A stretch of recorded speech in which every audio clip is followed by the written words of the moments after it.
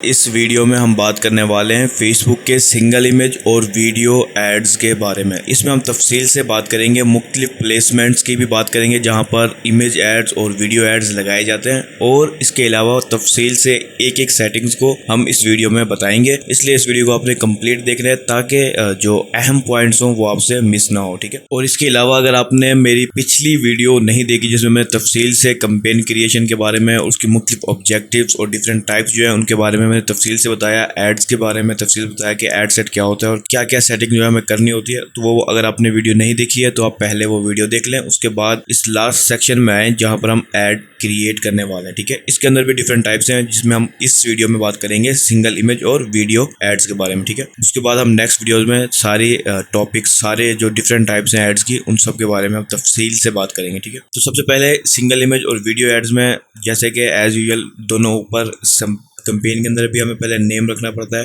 और ad set पे भी हमें पहले नेम ही रखना पड़ता है। और इसी तरह जो एड डिज़ाइन हम करने वाले होते हैं, ये एड का सेक्शन है, उसके अंदर भी हमें पहले नेम ही रखना होता है, ठीक है। अभी जो तीनों में नेम है, इससे क्या होता है कि हमें पता चलता है कि हम किस कैंपेन के किस एड को देख रहे हैं, किस एड सेट को देख रहे हैं और उस एड सेट के कौन से एड को हम देख रहे हैं, ठीक है। हम ये कि इस नाम से पता चलता है, और ये नाम बहुत ही मुश्किल होता है। जैसे जैसे आप नई नई कैंपेन्स बनाते जाते हैं ये और ज़्यादा डिफिकल्ट होते जाते हैं। लेकिन हम जो है नेक्स्ट तफसीली लेसन के अंदर हम बताएंगे कि नेमिंग कन्वेंशन किस अंदाज में आपको हेल्प कर सकती है एक अच्छा नाम रखने के अंदर, ठीक है। तो सबसे पहली चीज़, आप अपना कोई भी नाम रख सकते हैं जो आपको याद है, ठीक है। कोई आप टेम्पलेट का भी सहारा ले सकते हैं, लेकिन मैं रिकमेंड नहीं करता इस चीज़ को। नाम के बाद जो है ना आइडेंटिटी सेलेक्ट करनी होती है। आइडेंटिटी से मुराद आपका पेज या इंस्टाग्राम अकाउंट को कनेक्ट करना होता है जिसके ज़रिए एड्स रन होंगे, ठीक है। और ये जो भी हम पेज कनेक्ट करेंगे या अकाउंट कनेक्ट करेंगे वो एड्स के दौरान नज़र आ रहा होगा, ठीक है।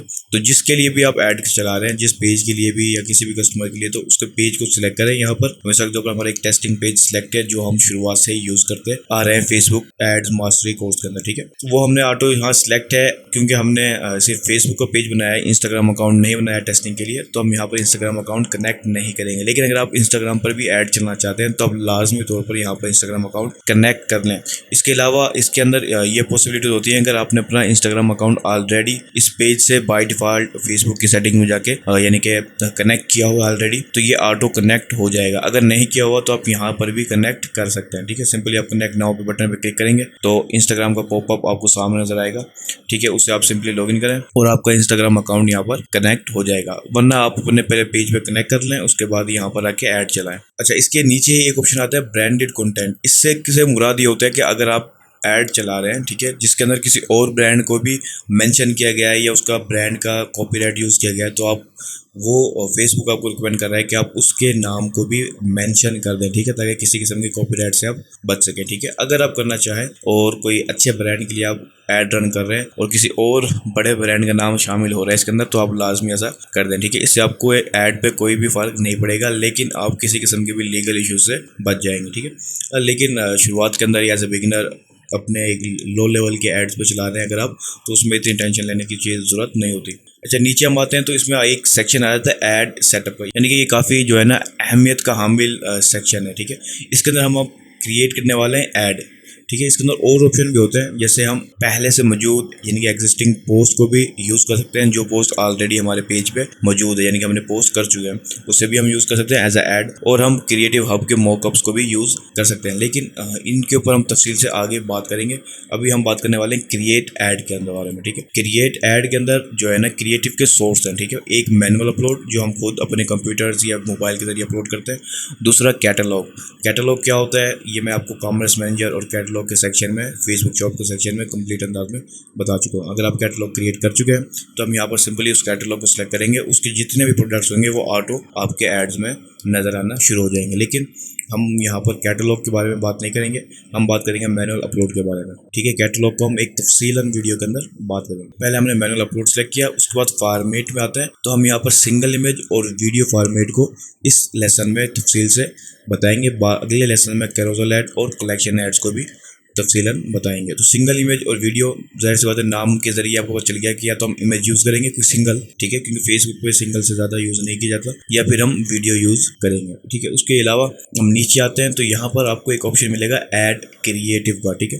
अब यहाँ पर आपको, अगर आप इमेज ऐड रन करना चाहते हैं तो आप इमेज यूज़ करेंगे, और अगर आप वीडियो यूज़ करना चाहते हैं तो आप वीडियो यहाँ पर अपलोड करेंगे, ठीक है।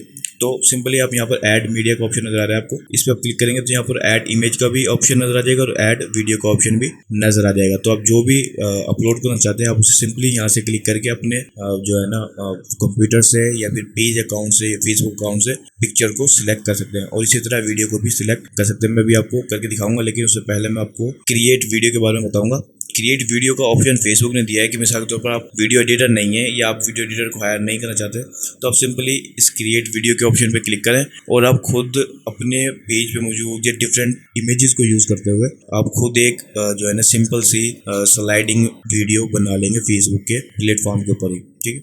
लेकिन क्योंकि ये एक अलग ही टॉपिक है और क्योंकि इतना ज़्यादा हम यूज़ नहीं करते, क्योंकि काफ़ी ज़्यादा सिंपल होता ही है वीडियो के लिए। अगर आप बिगनर्स हैं या सिर्फ अपने लिए या किसी स्मॉल बिजनेस के लिए यूज़ कर रहे हैं जिसका बजट कम है, तो आप यहाँ से सिंपली बस इमेज की मदद से वीडियो क्रिएट कर सकते हैं। वरना हम मशवरा ये देते हैं कि एक प्रोफेशनल वीडियो आपके पास होनी चाहिए एक अच्छे ऐड के लिए। तो सिंपली पहले मैं यहाँ पर ऐड मीडिया पे आता हूँ और ऐड इमेज के इस ऑप्शन पे क्लिक करता हूँ। यहाँ से आप जो है ना सिंपली आप अपने लैपटॉप से, कंप्यूटर से, जो भी मीडियम आप यूज़ कर रहे हैं वहाँ से अपलोड कर सकते हैं, या फिर आप अगर आपके ऑलरेडी अकाउंट में इमेजेस मौजूद है, बिजनेस अकाउंट में मौजूद है, या इंस्टाग्राम के अंदर यानी कि आपके पिक्चर मौजूद है, या पेज के अंदर आपके पिक्चर मौजूद है, तो आप वहाँ से भी यूज़ कर सकते हैं। मैं ट्राई करता हूँ, अगर मेरे पेज पे कोई पिक्चर मौजूद हो तो देखिए ये दो पिक्चर हैं, एक हमारे कवर की और दूसरी प्रोफाइल की। अगर हम इनमें से कोई भी यूज़ करना चाहें तो हम यूज़ कर सकते हैं, वरना हम सिंपली अपलोड करना चाहें तो हम अपलोड भी यानी कि अपने मोबाइल से अपलोड भी कर सकते हैं। लेकिन मैं अकाउंट इमेज में वापस आता हूँ, ठीक है। तो यहाँ पर आपको ऑप्शन अपलोड का दोबारा से ऑन हो जाएगा, अपलोड करते हैं हम। तो ये जो अपलोड का बटन है आपने इसके ऊपर क्लिक करना है जब भी आप अपने लैपटॉप या वीडियो यानी कि लैपटॉप से, पीसी से, जहाँ से भी आप अपलोड करना चाह रहे हैं पिक्चर को। तो मैंने यहाँ पर जो है ना अपने कोर्स के ही ऐड डिज़ाइन जो कि हमने रन किया था फेसबुक के ऊपर, उसी के एक ऐड डिज़ाइन मेरे पास मौजूद है, तो मैं उसी की पिक्चर को मैंने अपलोड कर लिया अपने लैपटॉप से, ठीक है। और यहाँ पर आपको शो हो रही है, ये ऑलरेडी सिलेक्ट है, क्योंकि देख रहे हैं इस पर चारों तरफ बॉक्स हाईलाइटेड बॉर्डर सा नजर आ रहा है ब्लू कलर का, ठीक है। इसका मतलब ये सिलेक्ट है। उसके बाद मैंने नेक्स्ट के इस ऑप्शन पे क्लिक करना है। तो यहाँ पर आपको ना कुछ जो आपकी मीडिया है ना उसको ऑटो क्रॉप करने का ऑप्शन देता है, अगर आपकी इमेज का साइज डिफरेंट है जो कि फेसबुक रिकमेंड करता है उससे, ठीक है। तो आगे आपको बताऊंगा कि फेसबुक क्या रिकमेंड करता है और इमेज के लिए या वीडियो के लिए किन बातों का आपने ध्यान रखना है एक अच्छी रिजल्ट के लिए, ठीक है। तो यहाँ पर आपने सिंपली नेक्स्ट के बटन पर क्लिक कर दें, ठीक है।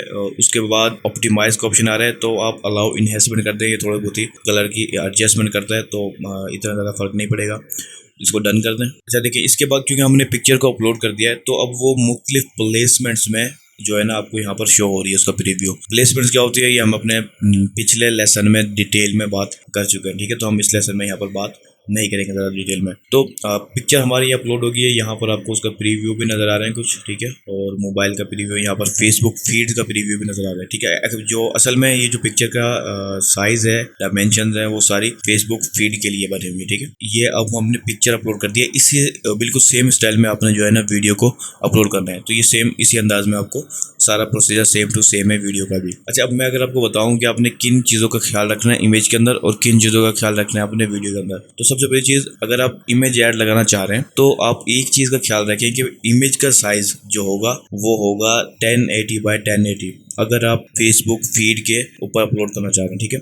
लेकिन अगर आपका गोल फेसबुक फीड के अलावा किसी और जगह पे भी अपलोड करने का है, जैसे स्टोरी में या रील में, तो फिर आपने उसका जो डायमेंशन होगी, क्योंकि फेस स्टोरी और रील की जो डायमेंशन होती है वो होती है पोर्ट्रेट, ठीक है। तो आपने एग्जैक्ट साइज, पोर्ट्रेट का जो साइज होगा एग्जैक्ट, वो आपने जो है ना डिज़ाइन करवाना है, वो पिक्चर आपने यूज़ करनी है, ठीक है। स्टोरी के लिए, रील के लिए या किसी और प्लेसमेंट के लिए, क्योंकि प्लेसमेंट यहाँ पर टोटल 20 के करीब है, ठीक है। फेसबुक के ऊपर प्लेसमेंट है 20 और उनके मुख्तलिफ साइज़ हैं। कुछ के ऊपर फीड की जो है ना इमेज अच्छे से यूज़ हो जाती है और कुछ पे नहीं होती, खासतौर पे स्टोरी पर और दूसरे पर। स्टोरी के ऊपर भी यूज़ हो सकती है लेकिन वो फुल स्क्रीन को कवर नहीं करती। तो बेस्ट है कि आप स्टोरी के लिए या दूसरे एड्स के लिए जो है ना आप स्पेशल पिक्चर्स उसी फॉर्म में, उसी साइज़ के अंदर आप बना लें, ठीक है। तो ये सबसे बेस्ट है अगर आप इमेज ऐड लगा रहे हैं। और सेम यही अप्लाई होता है यूट्यूब और वीडियो ऐड के ऊपर।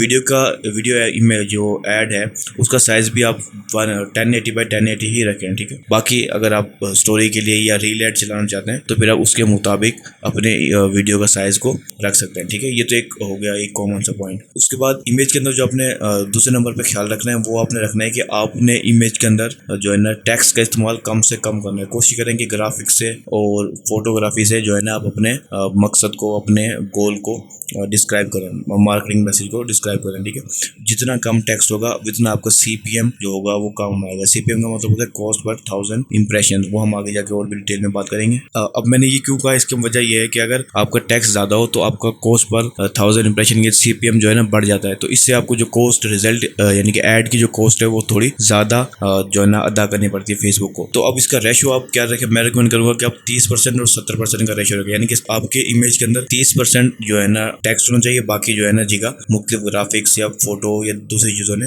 ली हुई हो। सिर्फ 30% कोशिश कर रहे हैं। ठीक है, उससे आपको CPM जो है ना एवरेज रहेगा या कम रहेगा। ये दो चीज़ें आप अगर इमेज ऐड में रखते हैं तो ये सबसे बेस्ट होगा आपके एक अच्छे रिजल्ट के लिए। तीसरी जो मैं आपको कॉमन सी बात बताना चाहूँगा वो ये होगी कि आप जिस भी कंपनी के लिए या ब्रांड के लिए ऐड चला रहे हैं तो कोशिश करें आपका जो इमेज है वो आपके ब्रांड को रिप्रेजेंट करे, यानी कि उसका कलर, फॉन्ट्स, सब चीज़ें ब्रांड को रिप्रेजेंट करनी चाहिए। ठीक है, तो इससे भी जो है ना ऐड देखने वाले में ट्रस्ट बिल्ड होता है। तो ये 3-4 चीज़ें हैं जो मैंने आपको बताई हैं, इसको अपने फेसबुक के इमेज ऐड के ऊपर लाजमी अप्लाई करना है। अब हम आते हैं वीडियो ऐड की तरफ। तो वीडियो ऐड का साइज़ मैं आपको पहले बता चुका हूँ। इस साइज़ उसका 1080x1080 होगा अगर आप फीड के ऊपर ऐड लगाना चाहते हैं। अगर आप किसी और प्लेसमेंट में लगाना चाहते हैं तो प्लेसमेंट क्योंकि 20 के करीब है तो आप उस प्लेसमेंट के ऊपर, खास जिस भी प्लेसमेंट में आप लगाना चाहते हैं उसके साइज़ के मुताबिक आप अपनी वीडियो को बनाएंगे। ठीक है, ये चीज़ आपने ध्यान रखनी है कि साइज़ परफेक्ट होना चाहिए। उसके बाद वीडियो के अंदर क्या होता है कि जब हम वीडियो ऐड लगाते हैं तो फेसबुक फीड के अंदर खासतौर पर या किसी और फीड में उसकी वॉइस नहीं आती। रील के अंदर आपको वॉइस दिखने को मिल सकती है, सुनाई देगी, लेकिन फीड के अंदर अगर हम वीडियो देखते हैं ऐड तो वो वॉइस जो है ना यानी कि जो म्यूजिक है या वॉइस है वो म्यूट होता है ऑटो। अगर कोई पर्सन उस पर क्लिक कर देता है वीडियो पे तो फिर वॉइस जो है ना प्ले होगी। तो आपने क्या करना है कि वॉइस के ऊपर ही डिपेंड नहीं करना। ठीक है, आप सबटाइटल को भी यूज़ करें ताकि अगर कोई पर्सन उसे वॉइस के या वीडियो के बटन पे क्लिक ना भी करे तो भी उसे आपका जो मैसेज है वो नज़र आ रहा हो स्क्रीन के ऊपर, इनके बगैर म्यूजिक के। तो आपने ये ख्याल रखना है कि अगर आप वीडियो ऐड चला रहे हैं तो आप सबटाइटल्स का जो है ना लाजमी तौर पर यूज़ करें। वो सबटाइटल्स काफ़ी बड़े बोल्ड भी हो सकते हैं और छोटे भी हो सकते हैं, यानी कि वो आपकी अपनी मर्जी के मुताबिक, लेकिन यूज़ आपने लाजमी तौर पे करने हैं। ठीक है, मैं ये नहीं कह रहा कि आप वॉइस को यूज़ ही ना करें, लेकिन करें, लेकिन साथ में सबटाइटल भी करें ताकि अगर कोई पर्सन आपके वीडियो के ऊपर क्लिक नहीं करता है तो उसे आवाज़ ही नहीं आ रही होगी।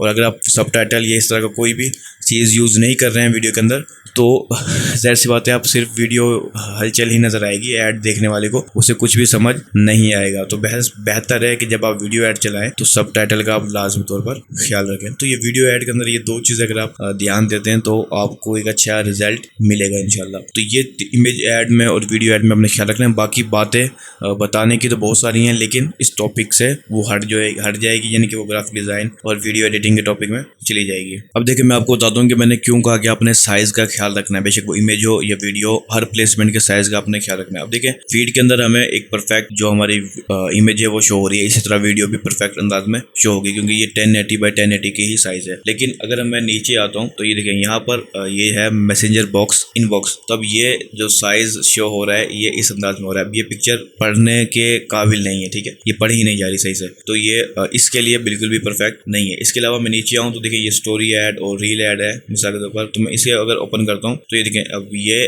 पढ़ी तो जा रही है लेकिन ये परफेक्ट नहीं है जैसे ऊपर नीचे होनी चाहिए। अब अगर हम स्टोरी में दिखा रहे हैं तो हम स्वाइप अप करना, जो स्वाइप अप का एक ऑप्शन आता है स्टोरी के अंदर, जिस पर अगर कोई स्वाइप अप करता है तो वो हमारी जो लिंक होता है उसके पास डायरेक्ट हो जाता है। लेकिन अब यहाँ पर मैंने इस तरह का कोई चीज़ भी मेंशन नहीं की। अगर मैं स्पेशली सिर्फ स्टोरी ऐड के लिए बनाता इस इमेज को तो मैं इस तरह की चीज़ों का ख्याल रखता जो स्टोरी के लिए ज़रूरी है। अगर मिसाल के तौर पर इंस्टाग्राम रील्स हैं, यहाँ पर आपको देखिए अब इंस्टाग्राम रील पे किस अंदाज में शो हो रहा है। अब ये जो है ना परफेक्ट नहीं है इंस्टाग्राम रील के लिए। तो जिस प्लेसमेंट में मैं लगाना चाहता ना ऐड तो मैं उसके लिहाज से फिर सारी सेटिंग और उसकी जो खासियत चीज़ें खास होती हैं उसका ध्यान रखता है। लेकिन क्योंकि मैंने सिर्फ फीड ऐड पर लगाना था तो मैंने सिर्फ उसी चीज़ का ध्यान रखा कि मेरी फीड के ऊपर जो हमारा ऐड है वो साफ नज़र आना चाहिए। तो यही सेम टू सेम आपके लिए भी मैंने बोला है कि आप अगर जिस भी प्लेसमेंट में अगर आपने स्पेसिफिक प्लेसमेंट में लगाना है तो फिर आप उसके साइज़ का ध्यान रखें, ठीक है। जैसे मैंने कहा टोटल 20 के करीब प्लेसमेंट्स हैं, लेकिन यहाँ पर मुझे 19 शो हो रही है। इसकी वजह क्या है कि मैंने ऑडियंस नेटवर्क को निकाला हुआ है अभी, ठीक है। अगर मैं ऑडियंस नेटवर्क भी रख देता यानी कि एड सेट की सेटिंग में, तो यहाँ पर टोटल 20 भी शो हो जाती। लेकिन अब देखिए यहाँ टोटल 9 प्लेसमेंट यहाँ है और 7 ये प्लेसमेंट और 3 ये प्लेसमेंट है। अब मैं इसमें डिटेल में जाऊँगा अगर मिसाल के तौर पर, तो देखिए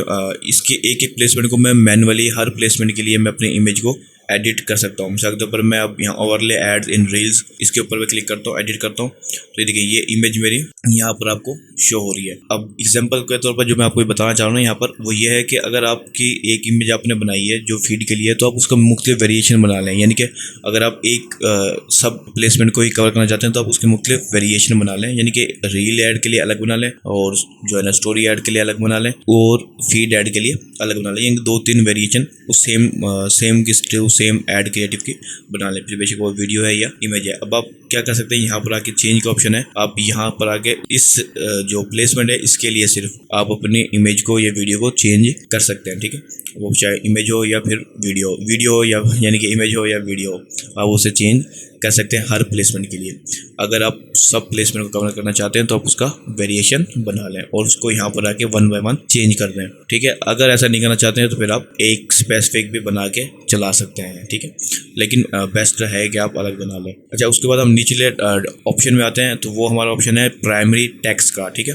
अब प्राइमरी टेक्स्ट क्या होता है, मैंने सोचा इसको हावर के ऊपर रख दिया ताकि आप पढ़ भी सकें। लेकिन प्राइमरी टेक्स्ट जो है ना आपकी डिस्क्रिप्शन के तौर पर या कैप्शन के तौर पर शो होता है फेसबुक के ऊपर, ठीक है। फेसबुक पर भी, इंस्टाग्राम के ऊपर भी, जो हम कोई भी मार्केटिंग मैसेज है अगर हम देना चाहते हैं तो कुछ हम इमेज का इस्तेमाल करें और कुछ हम प्राइमरी टेक्स्ट का, ठीक है। इसके अंदर हम कॉपी राइटिंग के जरिए अपने मैसेज को कस्टमर्स तक पहुंचा सकते हैं, ठीक है।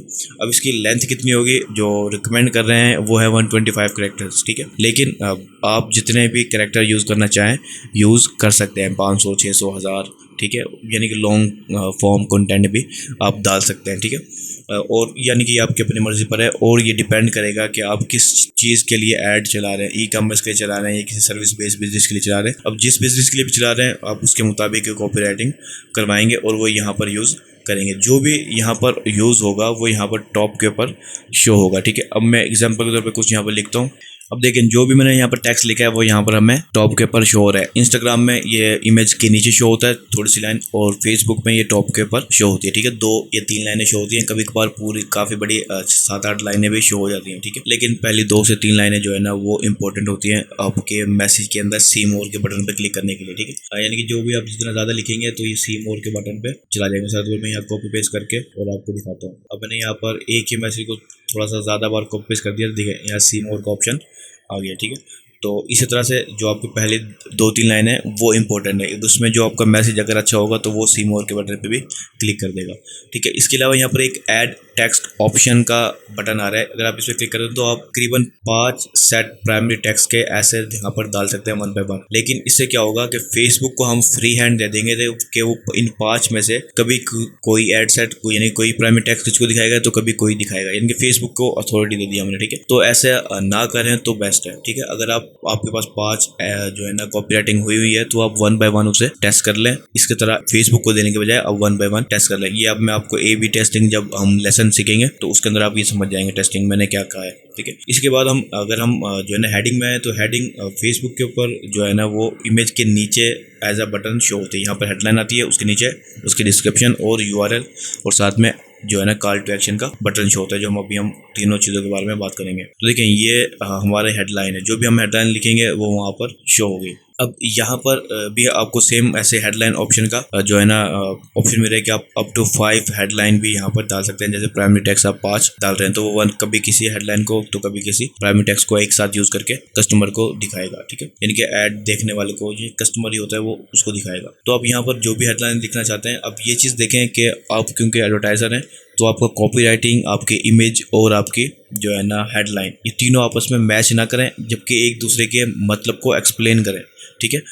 अक्सर क्या होता है कि सेम हम इमेज के अंदर भी बात कर रहे हैं, free shipping, free delivery, 50% of, वही हम डिस्क्रिप्शन में बात कर रहे होते हैं, वही हेडिंग में बात कर रहे होते हैं। तो ठीक है, ये चल जाता है, लेकिन बेस्ट है कि आप अपने मैसेज को तोड़ दें तीनों ऑप्शनों में, ठीक है। कि ऊपर का जो ऑप्शन है वो कुछ डिस्क्राइब कर रहा हो, फिर इमेज डिस्क्राइब कर रही हो, फिर हेडलाइन डिस्क्राइब करिए आपके पूरे मार्केटिंग मैसेज को, तो ये बेस्ट होता है। लेकिन ये काम भी चल सकता है कि आप 50% ऑफ या फ्री डिलीवरी, फ्री शिपिंग, इस तरह का तीनों को अंदर डाल दें। तो ये हेडलाइन हम जब कॉपी राइटिंग की साइकोलॉजी सीखेंगे ना, या सेल्स साइकोलॉजी सीखेंगे, तो उसके अंदर मैं आपको और डिटेल में बताऊंगा कि हमने क्या क्या यूज़ करना होता है, ठीक है। अब उसके बाद हम डिस्क्रिप्शन में आए, तो देखिए डिस्क्रिप्शन ऑप्शनल है।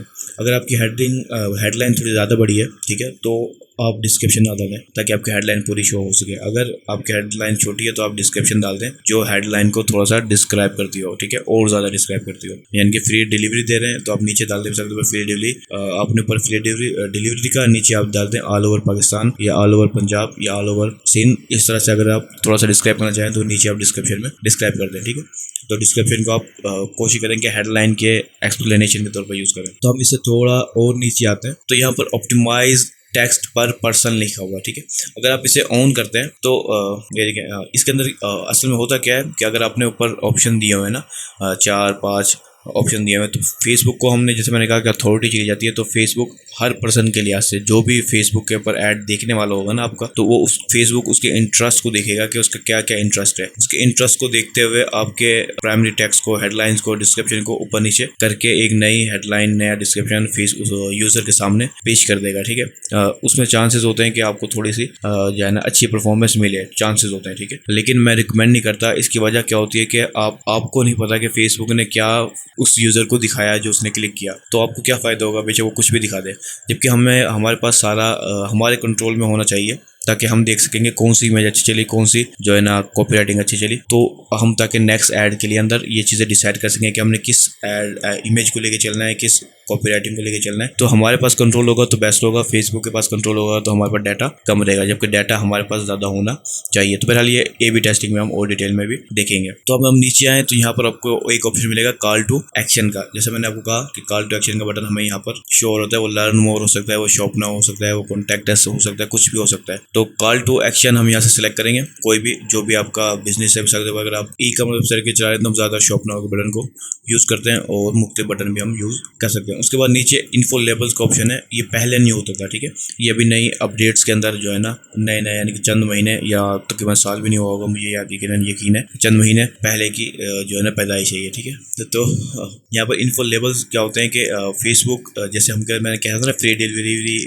फ्री शिपिंग, इस तरह की चीज़ें, तो फेसबुक ने हमें खुद अलाउ कर दिया कि आप यहाँ पर इन्फो लेबल सेलेक्ट कर लो, अपने हेडलाइन में अपनी इस चीज़ों में ना डालो। हम खुद यहाँ पर जैसे ऐड है ना, उसके नीचे हम दिखा देंगे फ्री शिपिंग भी है जी, और फ्री रिटर्न भी देगा आपको, पेपाल एक्सेप्टेड है, वो खुद ही इन्फो लेबल्स को आपके ऐड के नीचे दिखा देगा, ताकि आपकी हेडलाइन और डिस्क्रिप्शन की जगह बच जाए, वहाँ पर आप कोई और मैसेज को यूज़ कर सकें। तो आप देखें इन्फो लेबल टोटल 11 हैं, ठीक है, जो अभी हम पहले देख रहे थे। तो यहाँ पर उन्होंने टोटल 3 दिखाया हुआ है। आप फ्री डिलीवरी सेलेक्ट कर लिया मिसाल के तौर पर, उसके बाद आपने यहाँ पर फ्री डिलीवरी सेलेक्ट किया है ना, तो आप बताएंगे कि delivery time frame for free delivery कितना है, नहीं कितने दिनों में आप डिलीवर देंगे। तो मिसाल के तौर पर एक मैंने कहा कि 3 दिन में देना है, तो यहाँ पर मैंने डेज लिख दिया। तो अब यहाँ पर जो हमारे कस्टमर को शो होगा वो ये होगा कि ऐड दिखा रहे हैं वो फ्री डिलीवरी देंगे, वो भी विद इन 3 डेज, ठीक है। तो विद इन 3 डेज में फ्री डिलीवरी देंगे। और अगर हम बोलना चाहें कि फ्री डिलीवरी सिर्फ चंद लोगों के लिए होगी, जिसका मिसाल के तौर पर जो ऑर्डर का साइज़ है वो 1000 से ऊपर का ऑर्डर है, ठीक है, तो वो जो भी हम यहाँ पर एक्सप्लेन करेंगे वो उसे वहाँ पर शो हो रहा होगा, ठीक है। तो टोटल 3 इन्फो लेबल्स हैं जो शो हो रहे होते हैं। टोटल आप 11 होते हैं, उनमें से आप 3 को प्रायोरिटी के तौर पर खुद डाल दें ताकि वो फेसबुक उन्हें शो करवा सके। तो अब आपका बिजनेस के ऊपर डिपेंड करता है कि आप क्या चीज़ें शो करवाना चाहते हैं। तो मैं वापस बैक पे जाता हूँ। टोटल 11 बोल रहे हैं, हमने एक भी यूज़ नहीं किया हुआ। आप खुद भी जो है ना जाके देख सकते हैं कि हमने क्या क्या यूज़ करना है, ठीक है। अभी देखिए ये फ्री रिटर्न, फ्री डिलीवरी, इसके अलावा भी आपको और ऑप्शन मिल जाएंगे। कुछ बाय डिफ़ॉल्ट सेट होंगे, जिसके अंदर जो बाय डिफ़ॉल्ट सेट होता है वो होता है हमारा इमेज, प्रोफाइल की इमेज वगैरह और लाइक्स, ठीक है। बाकी 2 से 3 आप खुद भी सिलेक्ट कर सकते हो, जो कि बेस्ट होता है कभी कभार, वरना क्योंकि ये ऑप्शनल है आप इसे छोड़ भी सकते हो, इतने ज़्यादा फायदेमंद भी नहीं है। तो हम नीचे आते हैं डेस्टिनेशन के ऊपर। अब डेस्टिनेशन तो जैसी बात है, आप अपनी वेबसाइट के ऊपर अगर कस्टमर को लेके जाना चाह रहे हैं तो वेबसाइट का यूआरएल डालेंगे, लैंडिंग पेज का। अगर किसी स्पेसिफिक प्रोडक्ट में जाना चाह रहे हैं तो स्पेसिफिक प्रोडक्ट का लिंक डालेंगे। तो जो भी आप करना चाह रहे हैं ऐप में, तो ऐप का लिंक डालेंगे, और अगर आप वीडियो वेबसाइट पर लेके जाना चाह रहे हैं तो आप वेबसाइट का लिंक डालेंगे। तो ये तो एक सिंपल सी बात है। यहाँ पर आप कोई लिंक डालें, हमेशा के तौर पर मैं यहाँ पर कोई एग्जांपल का लिंक डाल देता हूँ। अच्छा देखिए, यहाँ पर मैंने एग्जांपल के तौर पर एक जो है ना लिंक डाला है, लेकिन आप जिस भी चीज़ को, जिस भी प्रोडक्ट को या जिस भी लैंडिंग पेज को आपने प्रमोट करना है वो लिंक यहाँ पर आपने डाल देना है, ठीक है। उसके बाद नीचे एक आपको ऑप्शन मिला है बिल्ड यूआरएल पैरामीटर, ठीक है। तो अब यूआरएल पैरामीटर क्या होता है?